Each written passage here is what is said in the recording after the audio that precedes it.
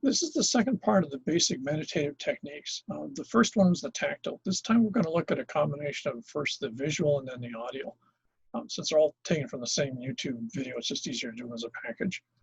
So again, you have to remember, as I mentioned in the first one, meditation serves no function on its own. Meditation is a tool that you use for different reasons. The best or the most logical one being to remove distractions and to allow you to then focus on some task that you have that you need to get done. But it can also be for emotional reasons, for the same thing, remove the distractions that are getting you emotionally wrought up or something.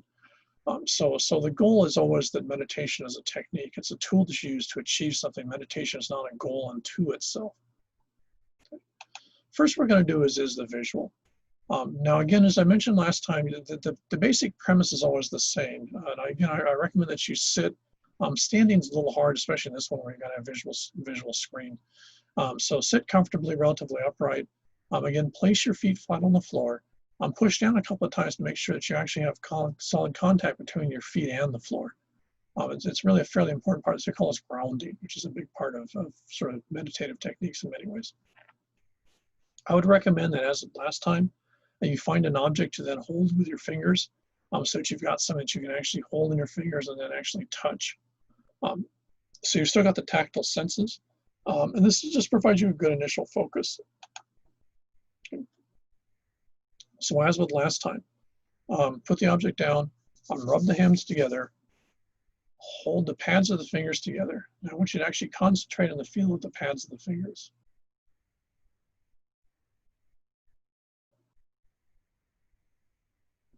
Now, while you're either keeping the fingers like this, or if you want, holding an object you choose. But one way or the other, keep concentration on the fingers.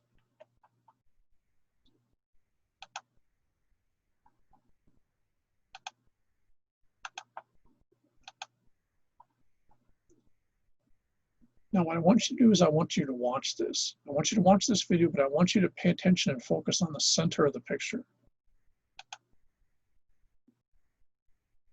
Remember, keep your hands like this.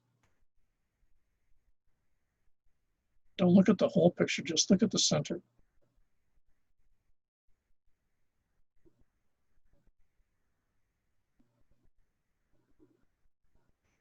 Now expand your view out and look at the whole picture.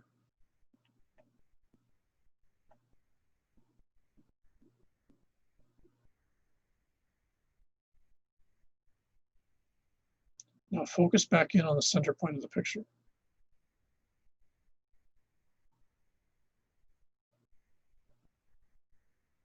Now again, start to pay attention to your breathing.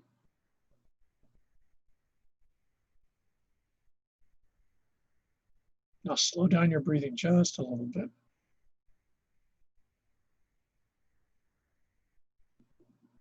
Now speed up your breathing just a little bit.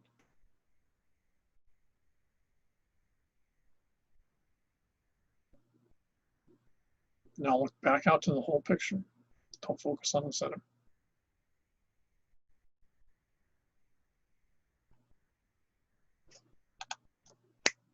Okay, that's the first stage. So that's the visual approach. Now, some people that are very visually oriented might find that's much more effective than the tactile approach. That have some sort of a visual point of reference is actually really central to being able to focus and control the way that they're dealing with issues, or their ability to escape the distractions as it was. Now let's take a look at this, and we'll take this to the next step since we've got this up right now. Now first let's do the same thing. So again, move around just a little bit, relax your body a little bit. Push the feet down.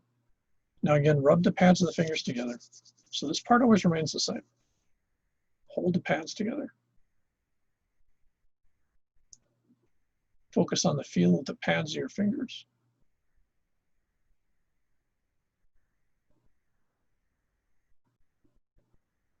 Now make sure you've got the sound on. Now again, focus on the center of the picture, but more importantly, listen to the sounds you're hearing.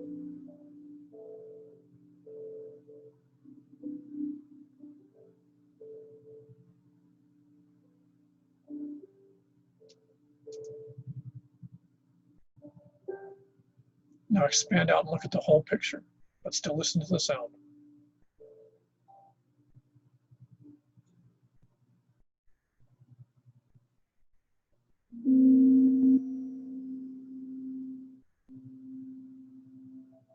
Focus back in on the center. And again, listen most importantly to the sound. Use your ears more than your eyes.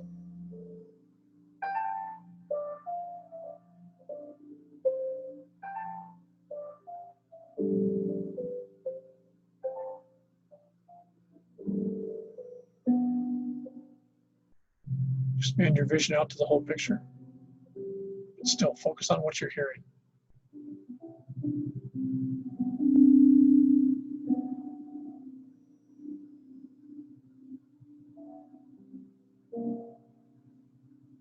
Okay.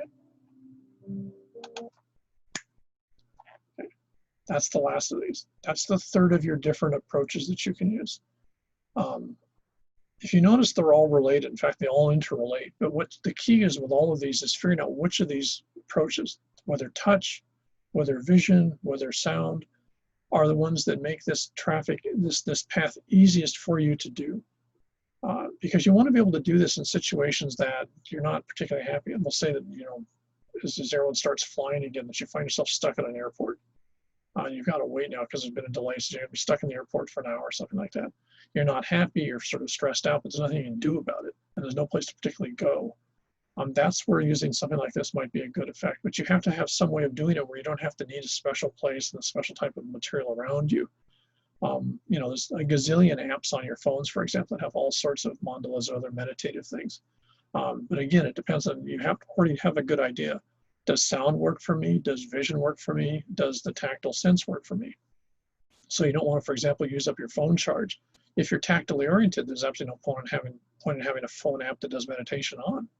You can do just as well, but just by slowing down your breathing, finding something to actually hold and touch, and then concentrating on the touch on the pads of your fingers. If it's a visual or an audial approach, then okay, you might have to do something else. But you already want to be comfortable with which of these allows you to most easily achieve a situation where you can sort of move out of the distractions and sort of, you know, end up in a position where you can then go to where it is you want to get done next. Okay.